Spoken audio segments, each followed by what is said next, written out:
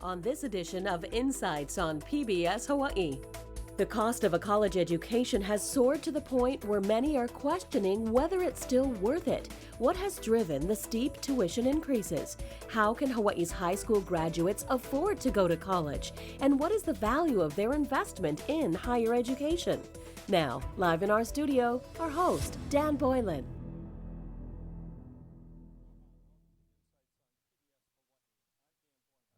On this, our first Insights of 2013, the show has a new look. We are in HD, high definition, for good or ill.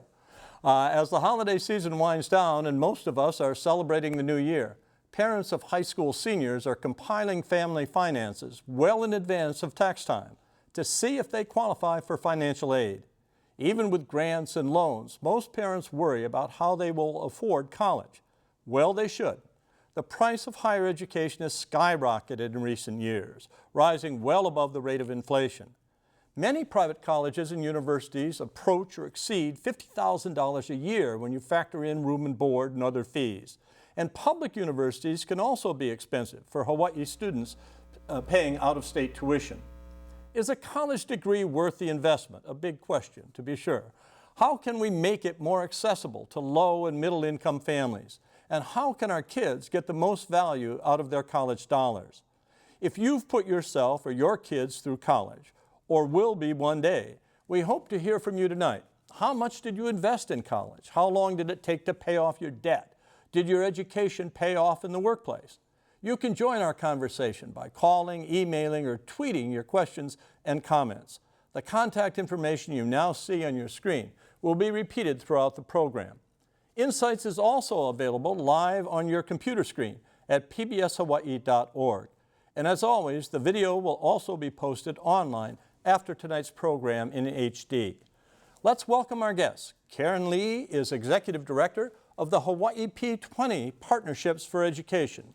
She was also Associate Vice President for Student Affairs at the University of Hawaii, responsible for financial aid policies and scholarship programs.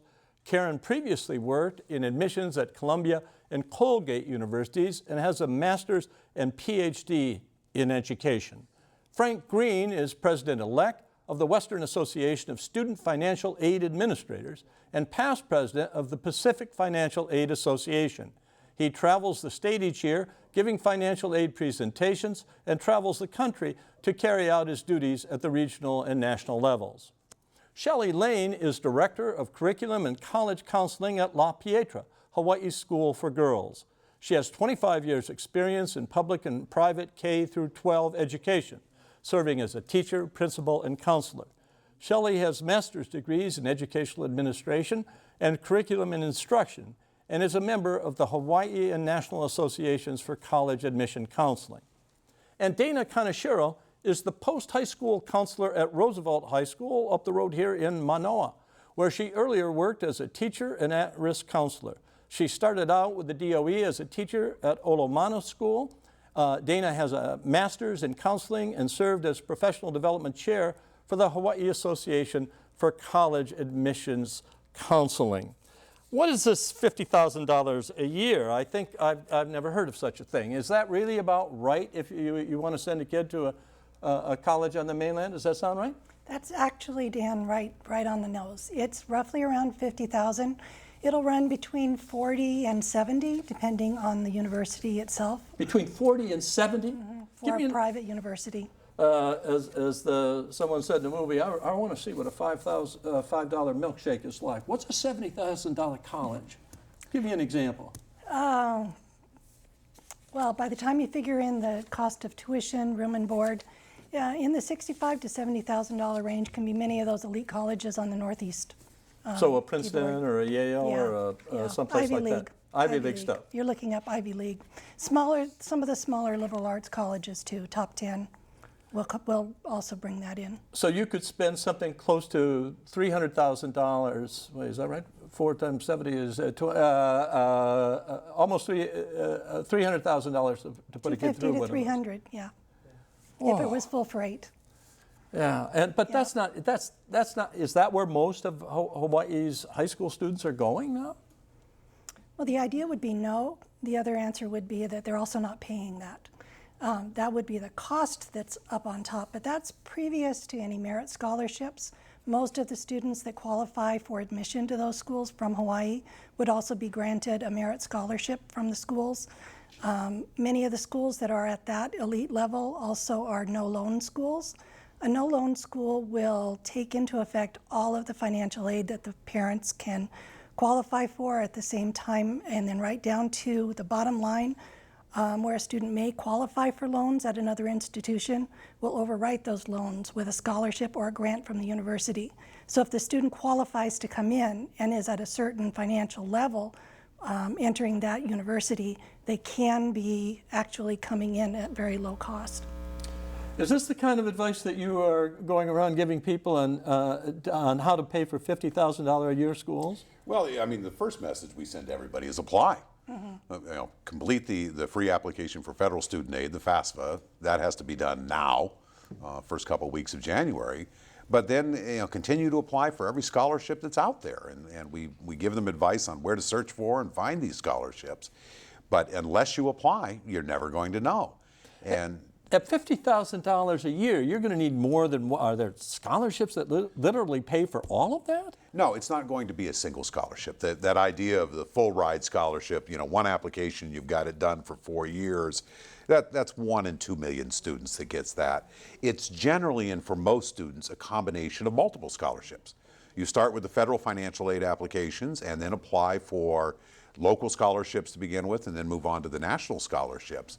But it generally is a combination of anywhere from 5 to 20 different scholarships, including institutional scholarships that then may add up to that type of a number. And a kid and a family has other things to live for rather than spend their time trying to find 20 different scholarships, it would seem to me, to go to one of these schools. Well, our feeling, especially from the perspective of financial aid, during the months of January, February, March, no, they don't. Their whole life needs to be devoted to applying for scholarships. If they want to send their kids to right. to these kinds of schools. Yeah. Dana, what do you say to, middle class, lower class kids who have college potential, and do you even have them look at a mainland school? I think a lot of our kids really aspire to leave. It's just the experience of the college, experience of going away to college is something that they really want to do. And then when the finances come in, so my encouragement is to apply, see where you're going to get in, see what financial aid packages you will get from the schools, and then see what other private college scholarships you can get, and see what works. How many kids do you have coming to you whose parents simply say we cannot afford it? Every year every year I'll tell the students, you can't, the ones that really, and they worked hard to apply, and I will just say, you just cannot ask your parents to take out a $30,000 Parent Plus loan. I said, you can't. You got to stay home, you got to do the best you can here, and then try to go away for your master's program, transfer after 2 years, and see if you still do that. UH has great study abroad programs, the National Student Exchange programs, where I think you can get that experience. So they have a lot of options, and they just have to keep their minds open to what's out there. Karen, what's this P through 20 thing? I've heard it a lot. I think I know some people who work for it, but I don't understand what it is. So our organization works with the Hawaii DOE, UH, and the Executive Office on Early Learning to help students transition, getting ready for different transition points, whether it's kindergarten or 9th grade or going to college and then to the labor and the workforce. And so we work a lot with Frank's organizations and with the counselors to make sure that students are prepared for their next step, ideally going to college. But what does that entail? Are you working directly with the schools or directly with the students, or both? We kind of do both. We run several programs. Gear Up Hawaii, which is our big program for low-income students and families, is a program that we run in the Title I schools, the low-income schools. That's federally funded. Federally funded. We also work with the superintendent, the UH president, and the executive director on early learning on various policies to smoothen the path for students going on. We try to work with the financial aid officers to encourage them to put on workshops. We fund several of these workshops to make sure that parents are getting the information that they need to apply for financial aid. Have you seen any impact of this, Dan? The P20? Yeah. They have the Gear Up funding, which we utilize through the Running Start programs for students who qualify who are on free and reduced lunch.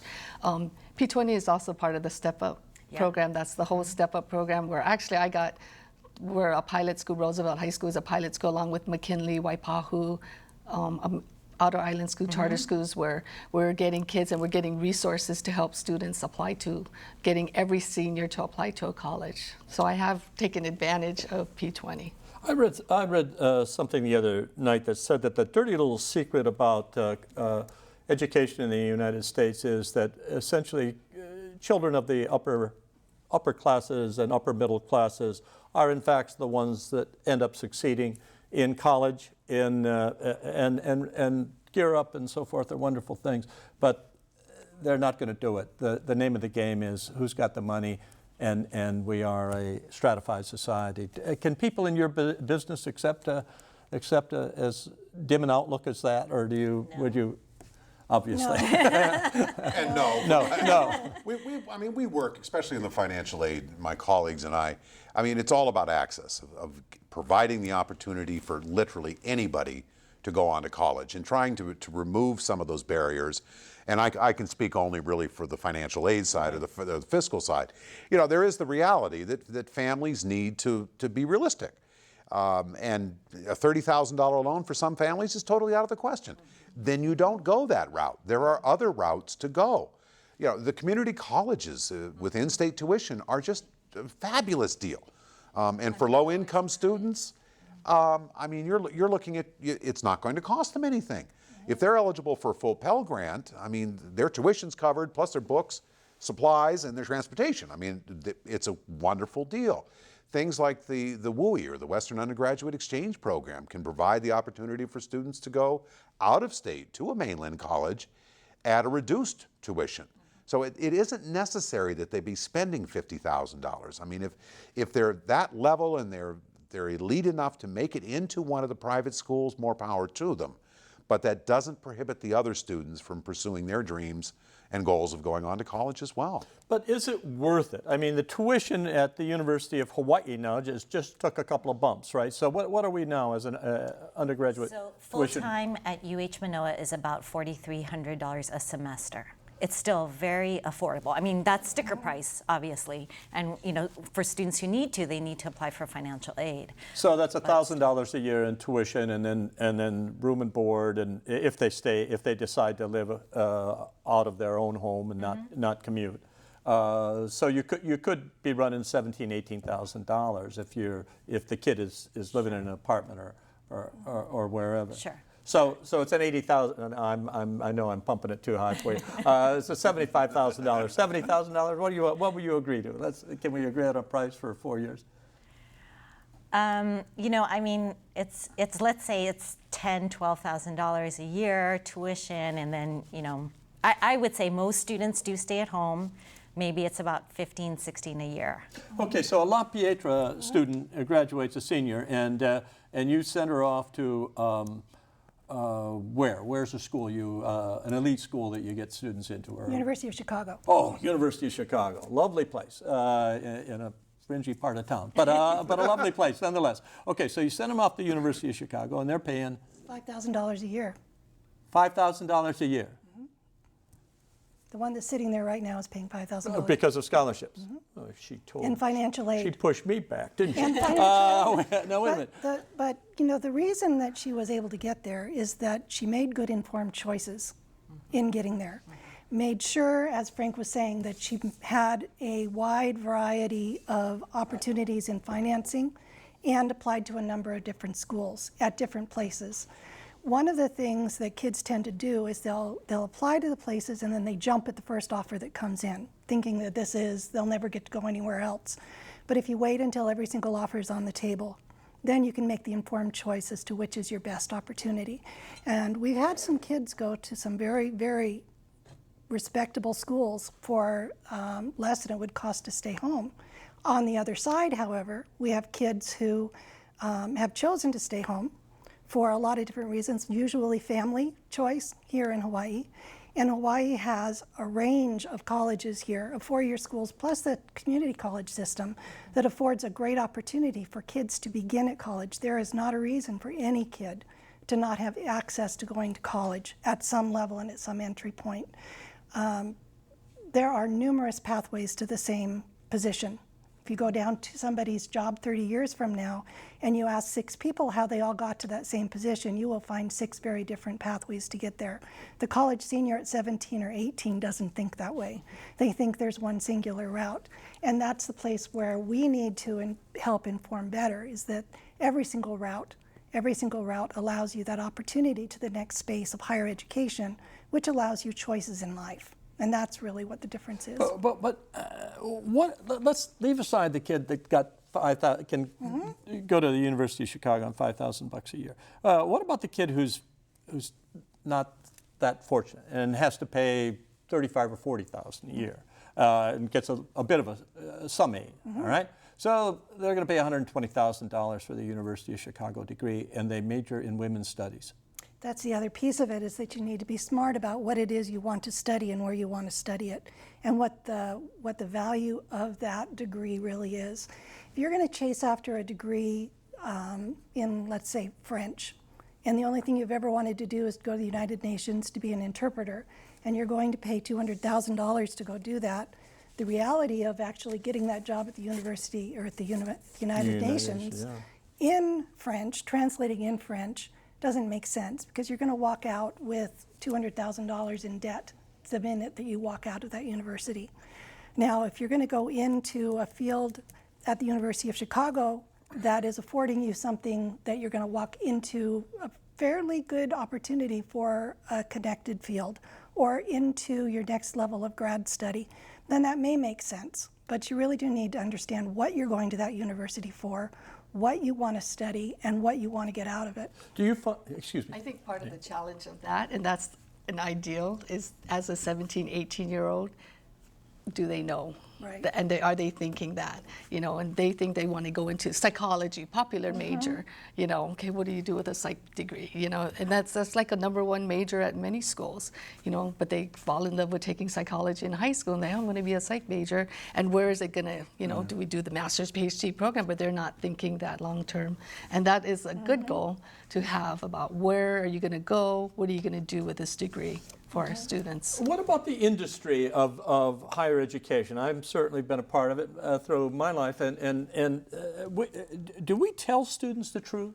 Do college counselors tell students the truth about I mean, I was an undergraduate English major, right? So I'm all for English departments, and I love reading books and so on and so forth. But a kid comes in and says they want to be an English major. What do you say to them? I mean, I don't have an answer for that, except, hey, let's think twice. You know, how are your math skills? How about an engineering? You got any thoughts about that? Well, all of those degrees, all of those fields have a place in the job world. It's a matter of where they have the place and when. Starbucks, shall we? Yeah, that's true. For that English major. True. Well, if you can write, you can be hired. It doesn't mean that you're going to, maybe going into getting that English degree at USC isn't your best space to start then. Maybe you want to look at some place where you're going to move into once you have a direction more developed, into that place where spending your money then on a direction that will lead you into connections for later in life, maybe that will make more sense. At 17, at 18, at 22, sitting and saying, I think I'd like a psychology degree, I want an art degree, I want an English degree, but I don't have a clue what I'm going to do with any of them yet. Is that worth spending $50,000 a year to start with? Are parents revolting yet against these prices? I think for our students, I mean, UH is also expensive for them. So the mainland, yes, they will revolt against it. UH might be more affordable that they could afford to do, because then the kids can live at home. You know, there's not the cost of, when she adds 70,000, she's talking about flights to and from, you know. Right before Christmas and like today, that's all, you know, I was seeing students who are coming home and telling me about their experiences, but this is all costs that the parents have to, you know, pick up. How does a program like Gear Up, have you been able to see yet the results of P20 in programs like Gear Up in terms of producing students who are going to college and are graduating? Yes. We've definitely noticed it when we've done studies on our Gear Up scholars. They tend to go to college at higher rates.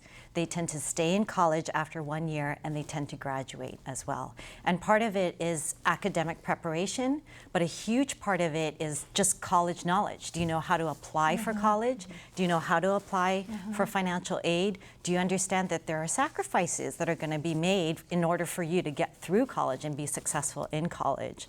So those are things that we work on to give students a very realistic picture of going to college. And I just wanted to add, to this discussion, there's no question that there are some students in certain industries that are going to make a lot more than others. There are some majors that are going to be making a higher income. But there's no question that getting a college degree is going to pay off. On average, a bachelor's degree holder will be making 85% more over a lifetime than somebody with just a high school degree. And those who have college degrees will tend to be more employed and employable than those that don't. And so that's why we really encourage students to go on for some kind of post-baccalaureate degree. Frank, you sent 9 kids through college. I did. All four-year colleges? Nope. We went the whole spectrum, from vocational school to 4-year private to 4-year public and 2-year community college and everything in between. It was different for each of the students, depending on what their interests were and what they needed and where they were interested in going with it. How'd you finance it? Where are your oil wells? I was poor for a very long time. No, I became an expert in financial aid, actually, is what I did. And now that's and scholarships and everything else, and now I go out and share that information. Yes, it is, actually, yeah. Yeah, it was an interesting process of going through scholarship applications, financial aid applications, and just everything that was out there. Understanding tuition breaks and in-state versus out-of-state tuition and the discounts for the Western undergraduate exchange programs and everything else. You had a child who went through that program. Where, I did, absolutely. As I understand it, that's the WICHE thing, right? Yes, exactly. And how does that work exactly? It's an agreement between many of the Western United States through the Governors Association that they provide a tuition break for member states or participating states. Roughly speaking, it comes out to about $150 of in-state tuition. So instead of paying a full out-of-state tuition, the student is let in for just 50% more than the in-state tuition. So I actually had a son who wanted to go as far away from Hawaii as he could get. And realistically, there's no way I'm going to afford a $50,000. I work in financial aid. I'm poor. We don't make big bucks. I mean, and realistically, These it wasn't counselors do. Yeah, absolutely, right. So, I mean, we've actually found a school in South Dakota, which geographically may not be as far away, but in other terms is as far away as you can get from the state of Hawaii. It's pretty different, yeah. And went through 5 years. 4 years is a dream. It took 5 years to graduate, but did, yeah. And then tell me about the child that went through the 1-year program or the 2-year program that was more industrial or it was a trade program at one of the local community colleges, and actually has landed a job with an international airline that pays more than my job does now, and has held the job for the last 15 years. But as I understand it, a lot of the demand now of American industry and American business hasn't got very much to do with the majors that we are producing in colleges. I mean, that something like 45% of all the jobs that are going to be available down the line in the next 5 years or so call for usually a liberal arts education and a graduate degree, and we've got about 23% of our students, or 28% I think it was, are in anywhere near that or are doing that. So how are we? Is what we're asking the students to do in going to college, are they going to the right colleges? I mean, are we doing college right in your mind? I mean, you've seen a few of them, I imagine. I have 2 comments to that, if I can, real quickly. Yeah. And one, it's not every student that needs to go get a 4-year liberal arts degree, which is, your hairstylist does not need a bachelor's degree in English in order to take care of your appearance. I mean, chefs, things like this. I mean, there are definite places for vocational education. And then 2, on the broader perspective of the whole thing, is fix the economy. We wouldn't have much of this discussion if there were jobs out there right now. And this is a broader picture, obviously, but it's the job market, which is a big part of the problem right now. Shelley, One of the things that that we work hard on helping kids understand is what are the jobs that are coming down the pike, what is going to be needed, nursing careers, aging society. If you're informing kids just on what the needs of our country are, it helps them a little bit to start thinking about ways that they can contribute and ways that they can connect in then planning their own futures forward.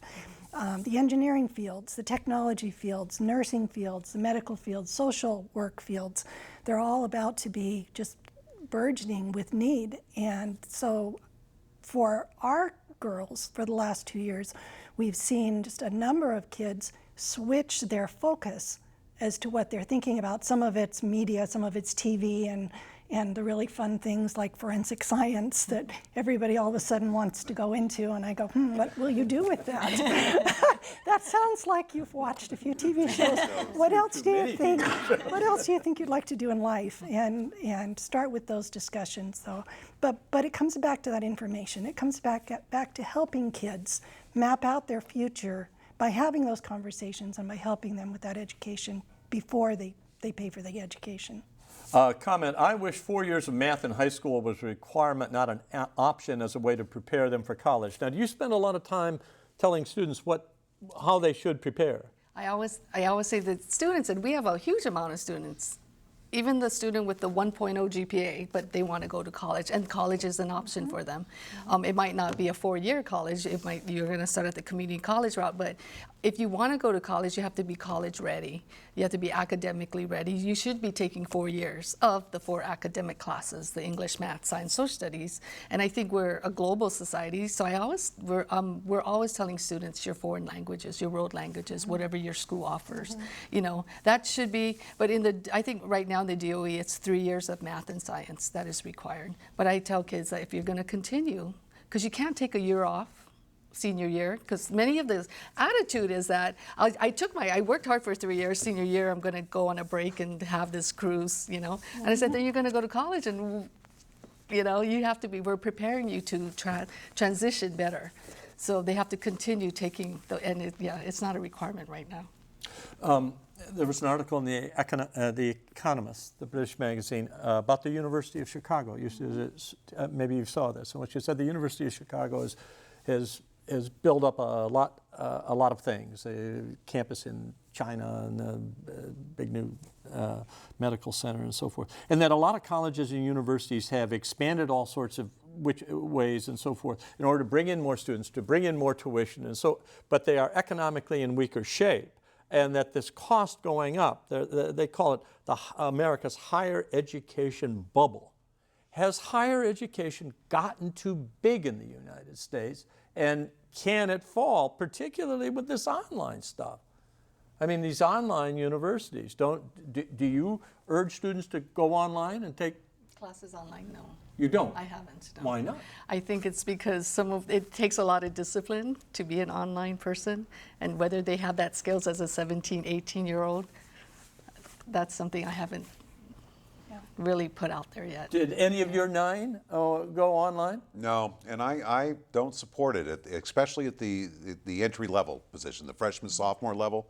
I think the students need the discipline, and they don't have it necessarily. I mean, there are some that do, I'm sure. But I think most students need to get into the college routine and get that discipline, as well as the socialization factor. I think that's important as well before they devote to online. Online definitely has its place. I mean, it's here to stay.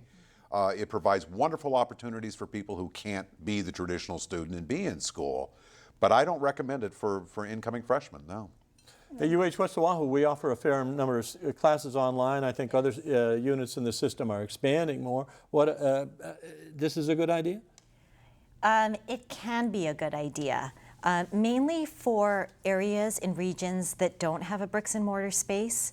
You know, we're talking about places that may have an educational center with University of Hawaii, but there are places on Molokai and Lanai and parts of the Big Island, exactly, that just don't have access, and we need to make sure we get education there. And so in that case, I think that it is possibly a good idea, but as our other commentators noted, you know, you do need a lot of support to make that happen. Shelley? We encourage kids to take online classes. We partner actually with an online school and expand our own curricula that way. I think it's important to identify, though, what you're saying when you use the word online, because there are so many different venues and avenues for how that looks. The online classes that we grew up with and that we think of are, it's more of an independent online, you get on and go at your own pace. That's a different type of thing for time management. The online courses that are more connected now, hybrid courses that are a combination of a live actual professor and virtual classroom conversation space between collaborative groups within the classroom are very challenging. And by and large, we are very close to requiring that every kid has an online class before they leave La Pietra, because when they go to college, they will have an online experience at least once. And we believe that's one of the ways that we have to prepare kids for a college experience, is that they've had at least one online experience before they leave, because they will walk into that world, whether it's the workspace and they're working collaboratively across the country, internationally, or whether it's when they walk into their freshman year of college. Do I think they need to be online classes in their freshman year of college? No, I really would prefer they'd wait, but that would be their college that would set that up. But there's a lot of different ways that online happens at this point. Someone tweets us, how do we help students who have parents with no college degree and no idea of the process? Where do they go? To you. And actually, that's, I think, the big part of P20 is the first generation students and not even knowing the whole process and where to start, the financial aid process, which is so, you know, when I first became a post-high school counselor, I was like, oh my God, Frank, you know, he was on my speed dial when the financial aid, when that time, Well, and I still have it on speed dial. Situations come, so for the first generation student that have no knowledge, the ELL students whose parents don't even speak English, they are doing everything on it. They're bringing their parents' taxes to us, and we sit down with them and, you know, go through the process with it. This month is College Goal Sunday month, and so this is our big push with financial aid nights. You might have heard about the scholarship AHAs. I've heard it on the radio, kind of promoting anybody in the area can come and gain help to fill out the FAFSA. Many of our counselors are working with their students. As Dana mentioned, we're working with 4 pilot schools to get every senior to apply for a college, just to get familiar with the process. So there's a lot going on this month. I wish college students could focus on completing a college degree versus working to make ends meet. We're surrounded by kids here on cameras and so forth, some of whom are not only working here but have another job somewhere else. All of them are college students, and I've never really tried to figure, almost all of them public school, high school students, graduates, but I've never sort of asked them all, you know, whether they needed all of this work, but it seems to me they do, and that means that slows down the whole process.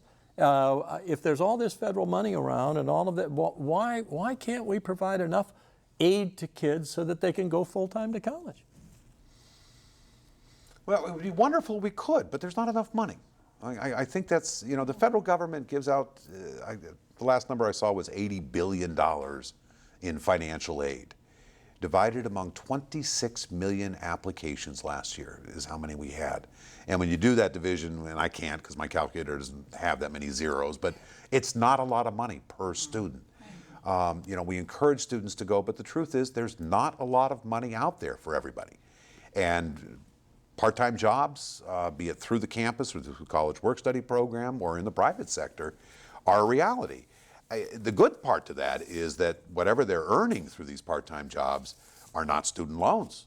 These are not things that the student is going to have to be paid back, and while it may put an extra pressure on them while they're in school, it sure takes a little bit of pressure off them when they get out of school because they're not having to pay that part back. Yeah, but a lot, I mean, some of the debt that kids are carrying, some people have said it's become a kind of wage slavery now. I mean, you have to take a job. It may not be a job you like because you keep paying, right? We're talking $21,000, $30,000, $40,000 debts when they're done. How do we ameliorate that? Or is that Is that fair? Is it fair to tell a kid, hey, go on out and be a psych major, and then when you graduate, have a $41,000 bill? Again, you know, I think you start up front. You know, I'll give you an example. We had another family. They'd set a certain budget aside and had planned a little bit for their daughter going to college. Average family sit right around this table with us tonight, and their daughter was accepted into the college of her dreams, but she was going to have to take out loans in order to make that happen. And also applied to a college right down the road, very competitive college, and the offer that came from that college had it so that she didn't have to take out any loans in order to go to college. She could afford what the college down the road offered her. Now, had she jumped at the first offer, she would be taking out $30,000 loans. But she opted, and by having all the information on the table, by the time all of her offers came in, to go with the college that she's currently at right now in Los Angeles, when she will not graduate with any loans, because she's working within the budget she has. She's being smart about the type of education she's getting. Other kids have started at community colleges rather than jumping. If they're going to take an English 100 class, how much money do they want to pay for that class to actually end up transferring to another place? UH West Oahu is a great value on this island. Keep talking. Right now. You can speak a little louder now. Anyway, if you'd like But to show it's some true. graphics of the new campus, feel free to do so. Yeah, no, there's great value right here in Hawaii, and you do not have to start at a very expensive college on the mainland in order to land in the place where you'd like to inevitably be. Dana, you're advising kids at Roosevelt High School. So what percentage of the kids that you send off to college from Roosevelt are going to private schools, and what percentage are going to public? If they do the public, it would be Manoa.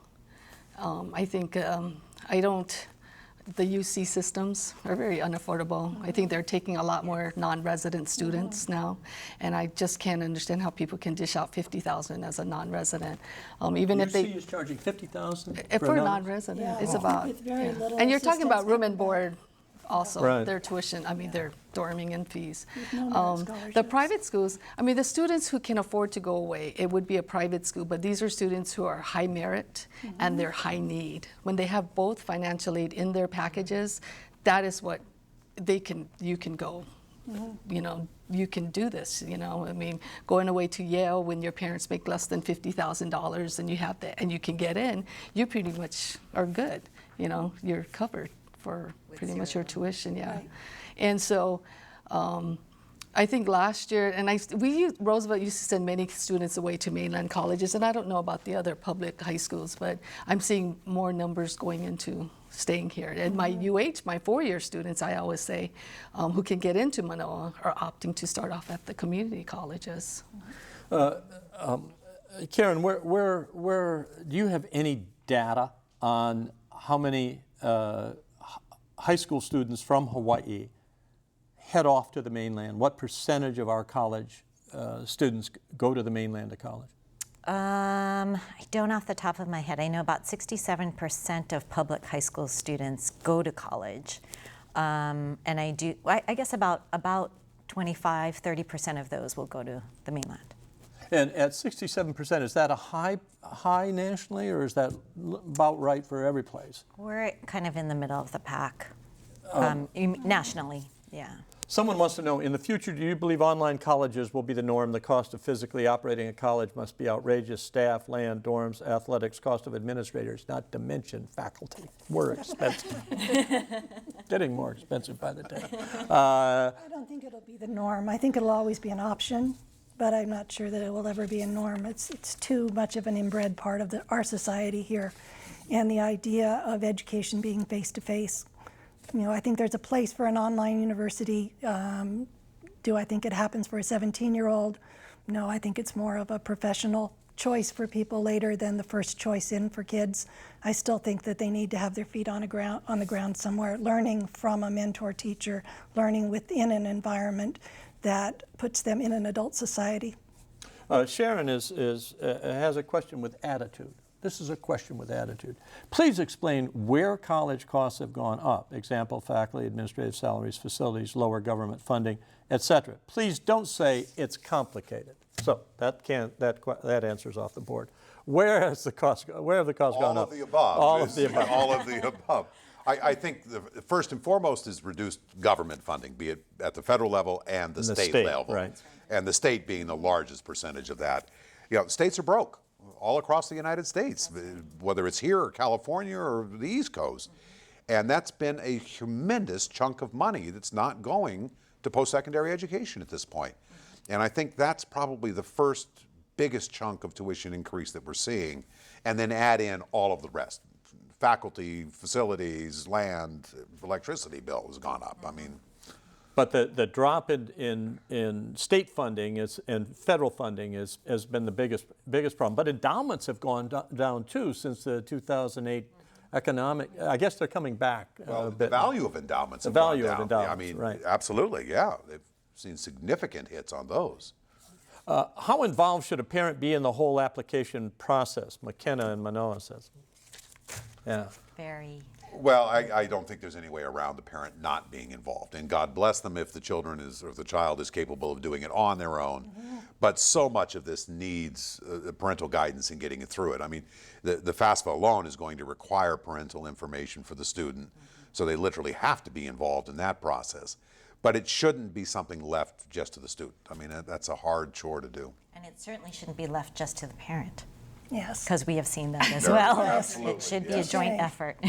And what happens, Karen? I mean, what's so bad about that? I mean, the parent often has to. I've heard so many parents say, "Well, I can't get him to write his essay, or I can't get him to send that thing in." So don't they have to play a role? Play a role, but we've also seen where parents actually fill out the application for the child, write the essay for the child, complete the FAFSA, but the child needs to be equally or a little more involved than the parent. Do you hold these meetings with parents and students there together and try to?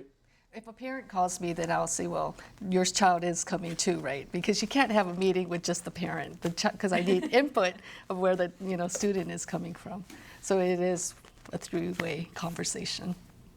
Why can't faculty at UH take a pay cut to lower tuition costs for students? Faculty always seem to want their raises, but that raises costs for students. Jackie and Kaimuki, I wrote a column once in which I said there's a special place in hell that is being reserved for those of my generation in higher education who stopped being gentlemen scholars and rose to a certain other level of financing, and with the addition of so many administrators. Are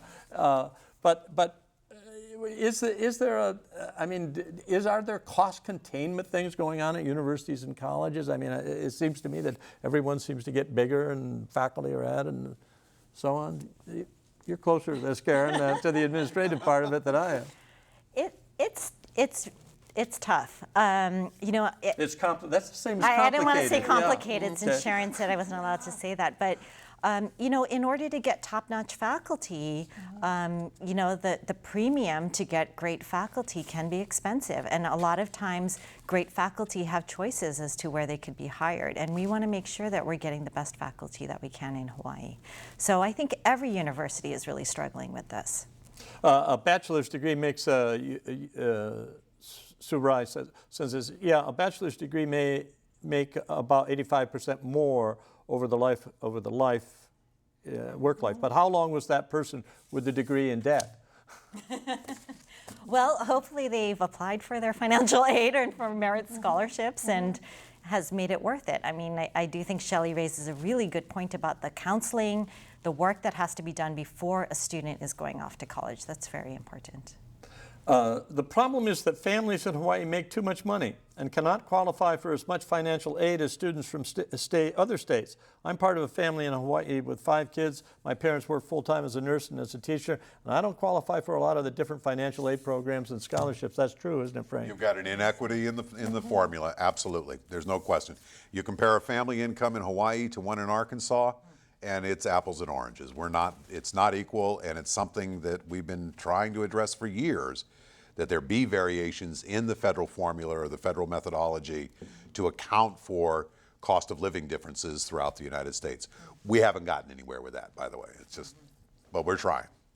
As a UH Manila sophomore, I don't doubt we have opportunities, but more often than not, it's hard to afford it. Teachers don't make as much as I used to think. Nurses don't make as much as I used to think. And in order to get into any of these jobs, I have to go into debt. That doesn't make sense. How do you respond to a kid like that?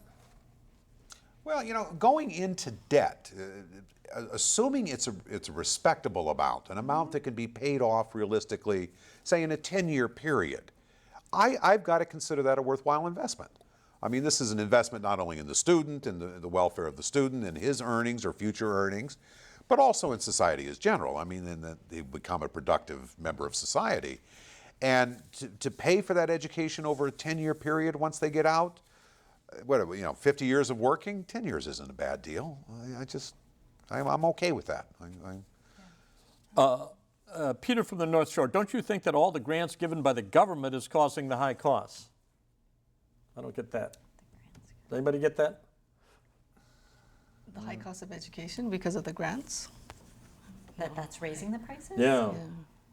Peter, we are befuddled by your question. There are a lot of degrees at this table, but we don't get your question. I'm sorry. I know it seems like communism to have free everything and equal opportunity all over, but after World War II, many people became doctors and lawyers and such because college was available to everyone. The GI Bill had a heck of a lot to do with that, didn't it? The beginning of financial aid as we know it today basically was the GI Bill, yeah. And a very motivated group of people coming out of the war. Yes. You sent 2 kids to college. Where'd you send them? Sent one to Washington State University, one to Central Washington University. And did they have scholarships? My daughter qualified right before graduation. She was headed to Linfield College, and then the week before graduation, she was awarded a 4-year full ride to any college in Washington State she wanted to through their legislature, which is no longer a program in effect. Did you kiss her on both cheeks many times? Many times. But you know, you she bought worked. her some She nice worked. outfit She to got, wear up there. She got 4 years of college tuition free for that program. She also worked as an RA in the dorms. She worked under work study. She managed all 4 years, literally at about $1,000, and then was hired by the university and got her master's degree. So, you know, she did a great job. My son, on the other side, chose a career path that was in flight technology. He ended up leaving Central Washington University as a fully rated commercial pilot, works under the Delta system right now, just finished paying off his student loans. But again, without the student loans, he would not have walked out of college. In addition to the tuition, with all of the extra costs that you would have like in a medical degree through the FAA for those kind of programs. So I had one of each. One of each. So. Yeah. What do you do with a student who comes along and you know that they're college material and they don't want to go?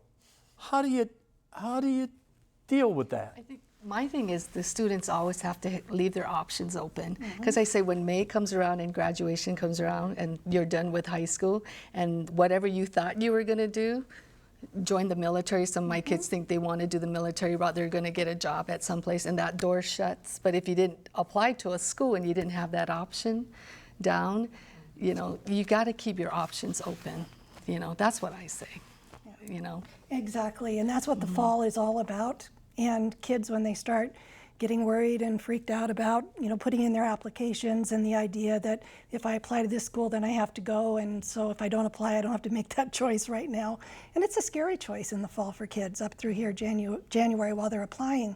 But all they're doing is giving themselves options when it comes to April for what they might want to do. If they don't have those options on their plate, those options aren't going to be available to them. So. And it's not only how well they did in high school. And I've had too many stories, and I don't know, I guess I'm old, but many stories of kids who barely graduated high school, you know, but then they went to a JC, and then one girl came back, she was graduating from UCLA Law School, and we were in tears and like, God, she wasn't even supposed to graduate high school. But, you know, she persevered and she had the academics there, but high school just was not happening for her at that time, and whatever was happening in her personal life. And so these kids have so many options, but they have to take advantage, you know. It comes from they have to believe and it's that they can important do that they it. know that if they don't go straight out of high school, that doesn't mean they can't go. Right. And I in my personal life, when I finished high school, the last thing I wanted was to go on to school. I'm sorry, I hit the road and I traveled. And I spent 2 years traveling. And then somebody knocked sense into me and said, okay, now it's time to get a real job. And, back to college I went. But, they can go back at any time. It's open, it's available, and there are people there to help them do that. But I've always felt that too, that higher education is always available. You can always come back. And at UH West Oahu over the years, that's been a major part of great students to teach. Our older students coming back knowing why they want to be there. But can we continue to do that, I wonder? In a society that is where federal funding and state funding and everybody's funding is going down. When we built West Oahu, you should have seen the kind of applications we were getting from all over the country, because there just aren't new campuses opening up much anymore. I just wonder whether we can still afford it. Do you hear college folks talking to you about this kind of thing? Whether the country can, whether that dream of a college education for everyone, or go back anytime you want to, it's always available to you. Well, it's amazing how the number of college applications seems to grow every year. The number of kids or people applying, and usually it's a statistic, is the freshman incoming class. Those are the numbers that they're going to go by. It's amazing how those numbers tend to climb every single year for how much more competitive those spaces are in the college world. And at times when you would think that the younger population is dwindling as our society is aging, that demographic shouldn't be in that shifting space, which says that college experience is still important. It's still important enough for people to be applying, to be looking forward to an understanding that it does create a positive result in their future, and they still want it. Why do you recommend a community college to a student? Increasingly, I find myself looking at, having put a couple kids in, one through college, one still in college, and my own experience, I keep thinking more and more that more and more students should be going to a community college, no matter where they're from, or no matter how competent they are. Is that where P20 starts? We recommend any college, any college experience that's right for the student. However, the community college can be a great option. Usually it's a regional school, kind of near home. Many community colleges, not all, but many of them have more personalized experiences for students. And many of the faculty and staff are from the area or live in the area. And so it's a very different experience. But a place like UH Hilo or UH Manoa or some of these private institutions or institutions on the mainland, you get the dorm experience, you get kind of being away from home for a little bit, being a little more independent. So it's very different. It just depends on the child. I kind of go with her. It depends on the child and what they want. My students who want to go to the mainland at any cost, is they want to leave Hawaii. Do I think that's wrong? No. I think that's part of the education, seeing what's out there. Many of our kids have never been on a plane, and their first time that they're going to college is when they go on a plane to go to their school. That's their first flight out, Buy them a ticket for a weekend in Hilo. They can get on a plane, come back, spend their first 2 years at a community college, and transfer in their junior year. Well, the whole concept of going to UH Hilo. You should have me on your speed dial, not him. Me. I can give you advice on these things. Excuse me, Frank. Well, the idea of going to UH Hilo. There are ways to go away from home without actually having to leave the islands and be faced with out-of-state tuition. It's just, and they're great people up there in Hilo. They're good friends of ours. It's just. Do you don't? My guess is you don't send many kids from La Pietra to community college. We do. It really comes down to the readiness of kids. And some kids are ready to walk into, whether they've been accepted into all of their four-year schools.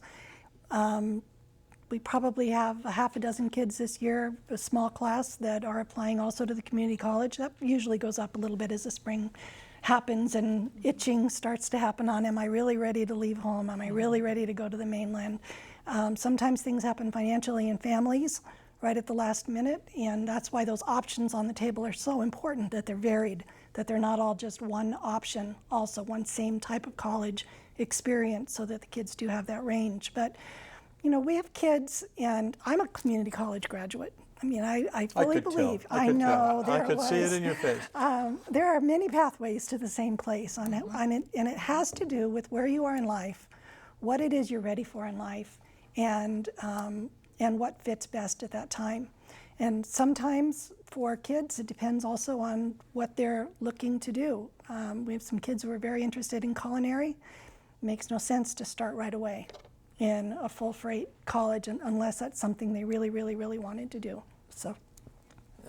We're down to 30 seconds. You have 10 seconds to say the first thing you would tell these parents to do right now in the time they have remaining. Oh, for financial aid? Yeah. I think number one is college is important. It's whether you want a job or a career. I say there's two different types. Let's go for a career. Let's get an education. Apply for financial aid, scholarships. It's out there. Get your applications in, get them done, apply. The rest of Now. it we'll deal with later. Be informed, apply, apply, apply. Apply, apply, apply. There are many options, not just a 4-year degree, although that's very important. Thank you very much, and I'm glad I'm not one of those parents. This is a tough business. New members of the 113th Congress have been sworn in, and next week on Insights, we'll talk about the dramatic transition in Hawaii's delegation and explore how our state moves on from the era of Senator Daniel K. Inouye.